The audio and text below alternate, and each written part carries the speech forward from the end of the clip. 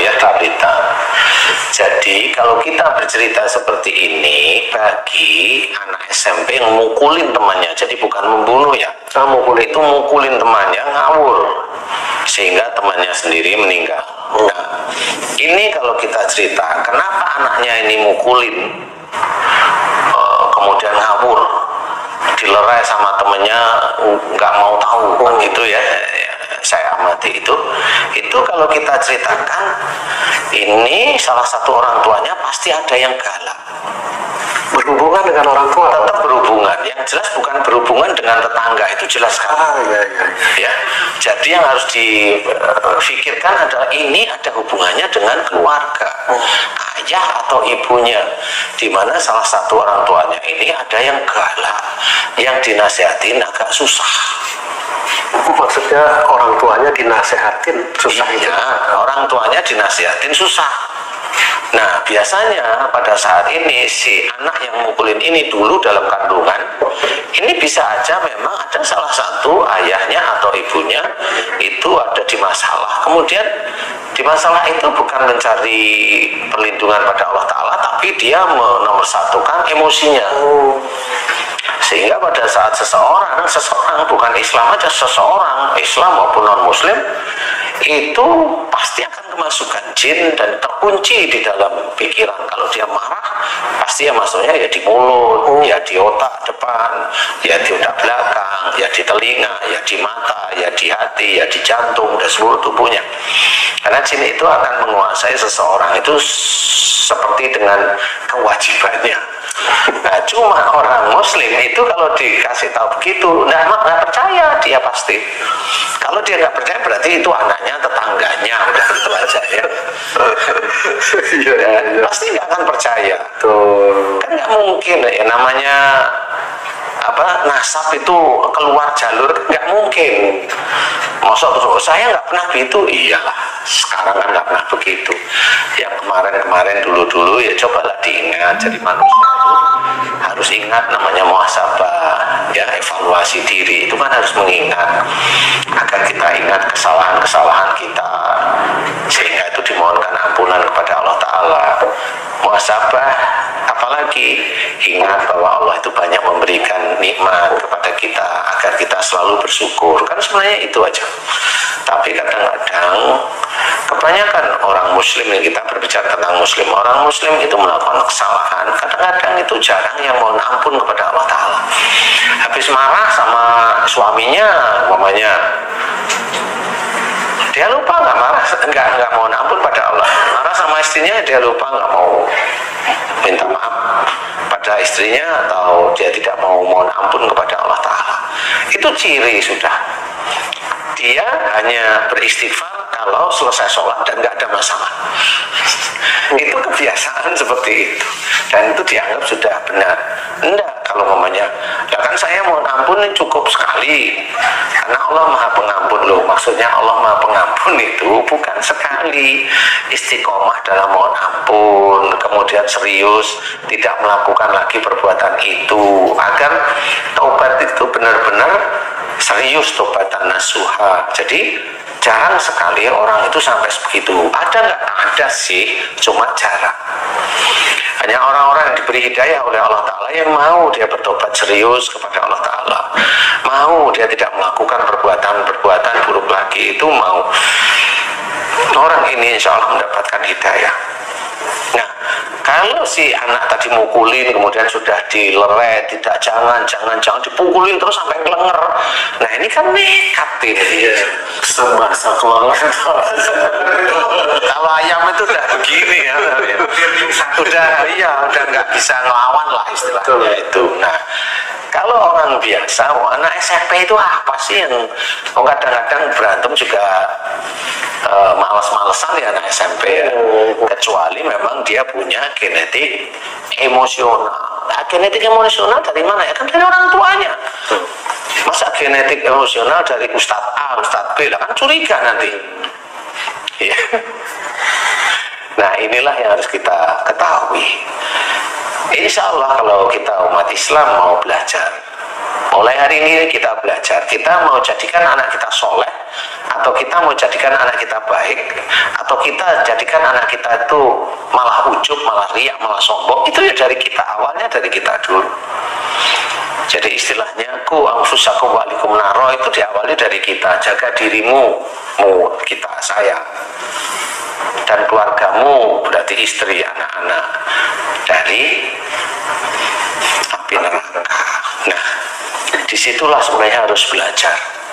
Makanya kalau punya anak seperti itu jangan lepas tangan. Saya nggak pernah begitu ya, emang mukulin nggak, tapi kelakuannya emosional ya sama itu sebenarnya. Cuma sama Allah Ta'ala ditambahin dikit. Tangannya hobinya kemelawe, tangannya kemelawe itu mukul gitu loh. Ringan tangan. Nah, itu ya sama sebenarnya. Nah, itu ditambahin aja dikit sama Allah Ta'ala gitu. Jadi tambahin setan dikit kan gampang gitu. Kalau udah emosi kan buat gitu kan.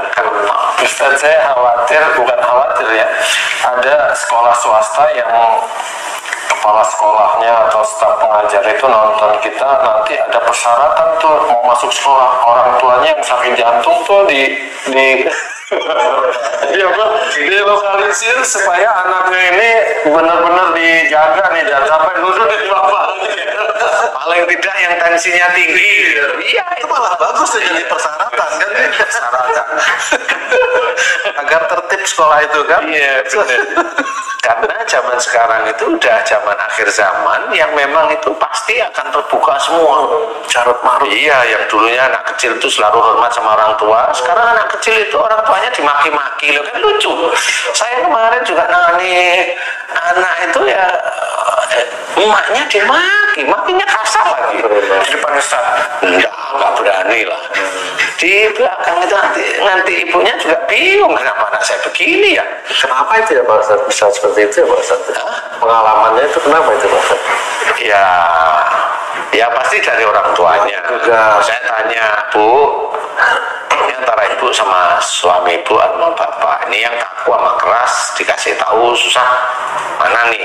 Ibunya ngomong, Pak Ustadz, dulu memang saya waktu remaja selalu bantah sama orang tua. Nah benar, berarti ini anak ibu. Tapi saya juga nggak ngomong-ngomong kasar seperti itu. Nah, saya tanya, Bapak sifatnya bagaimana? Nah, kalau suami saya emang keras, agak kasar. Nah itu berarti anaknya Bapak. Jadi anak ini berpaduan antara ibu sama Bapak. Anaknya juga ketawa-ketawa aja deh. Di situ saya memberi nasihat, belajarlah jangan seperti itu. Kemudian si anaknya ya, alhamdulillah saya kasih nasihat, kelihatannya sih mau paham, tidak terlalu tertutup. Ya, awalnya diem aja, nggak mau ngomong ya. Tapi setelah mulai yang ini mau ngomong ya. Mudah-mudahan nanti diberi hidayah sehingga menjadikan anak solehah, cewek, ya cewek. Jadi ya ibunya juga bingung.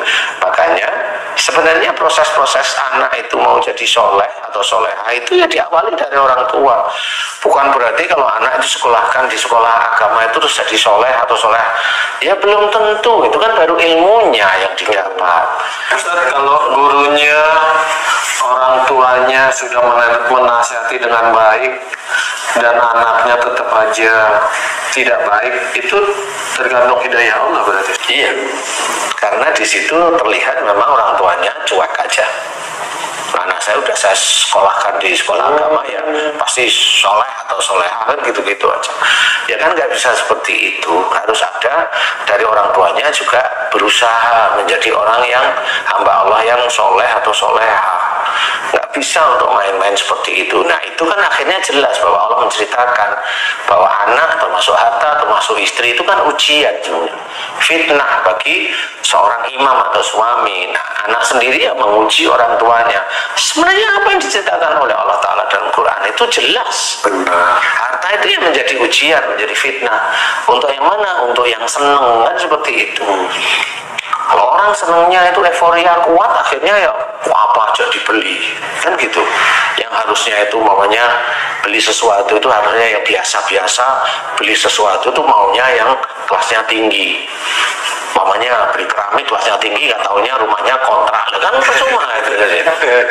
Kalau yang dari sekolahnya itu Ustaz, misalnya difasilitasi dengan diadakan ekstrakurikuler untuk orang-orang anak-anak yang keras, yang mungkin energinya berlebih, atau mungkin orang tuanya mengkhususkan di silat kayak atau muay thai kayak.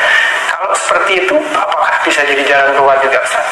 Iya, nggak jadi jalan keluar, itu baru jalan-jalan aja, belum keluar ya. Yang lain mungkin Ustaz, orang tuanya juga ada parenting, istilah pendidikan juga orang tuanya nih, bukan anaknya. Nah, parenting itu nggak ngajarin kok, parenting hanya ngasih ilmunya, orang tuanya ya gini-gini aja. Kayaknya udah cocok nih buat pesantren, Pak Ustaz. Banyak ide. Kan parenting itu kan hanya ilmu aja, prakteknya kan enggak. Betul. Kan begitu. Kalau di kita ngaji ini kan memang harus belajar praktek. Belajar praktek itu gimana? Contoh praktek itu begini loh ya. Kalau ada anaknya yang jengkelin, berarti ada orang tuanya yang jengkelin, itu aja. Kalau orang tuanya jengkelin, praktekin sekarang. Apa prakteknya? Mohon ampun kepada Allah Ta'ala jika saya punya sifat jengkelin. Nah itu kok belum pernah ada yang begitu itu gitu. Kalau anaknya itu nakal dibaca-bacain lah kan repot jadinya. Kan nggak seperti itu gitu loh, karena itu ada unsur genetik. Kenapa dibaca-baca? Mikirnya ada jin. Jadi orang tidak mau berkiblat pada dirinya bahwa dirinya itu ada salah di hadapan Allah Ta'ala. Kalau anaknya itu ndablek, kalau anaknya sudah seperti itu, jin yang disalah-salahin, setan yang di dalam tubuh anak saya, diruqyah aja mamanya, akan repot begitu. Lah itu tidak menyelesaikan masalah, ini masalah genetik, bukan masalah jin. Ada kuntilanaknya di situ, kalau mukul ada butonya, ya enggak. Itu namanya kesurupan kalau ada butonya kan gitu. Nah, itu normal kok, mukul juga masih normal, kesurupan apaan kan gitu. Nah itu berarti genetik yang gampang sekali tersulut. Nah insya Allah itu ada di orang tua seperti itu, dan itu insya Allah tepat. Nah orang tua memang harus belajar seperti itu ya, enggak nyalain, enggak, ini kan sama-sama namanya katanya ngaku Islam ya sholat, kalau sudah Islam kan begitu lah, katanya ngaku Islam sudah sholat ya berbuat baik, kan begitu. Bukan kalau udah sholat dianggap semuanya selesai, lu enggak.